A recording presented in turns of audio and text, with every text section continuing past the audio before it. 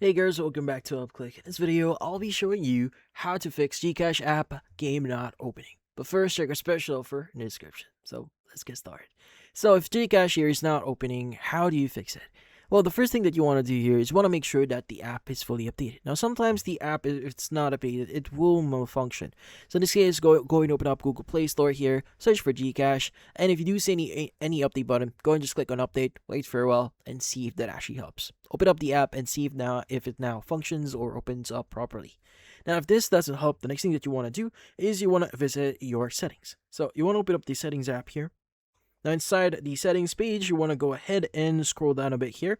Look for the app section, and you want to go ahead and look for GCash. Now you're going to use the search bar at the very top here, but let's go and just search for GCash.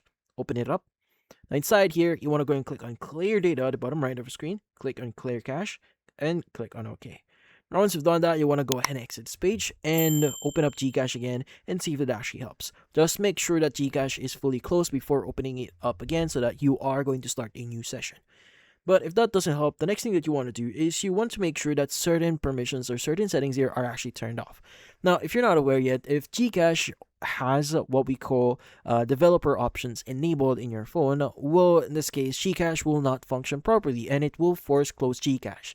So this is due to security reasons. So how do you make sure that developer options is actually turned off? Now, typically, in order for you to access this, you want to go and scroll down a bit here in your settings app. You want to go and access additional settings, and from here you want to go ahead and look for the option that says developer options.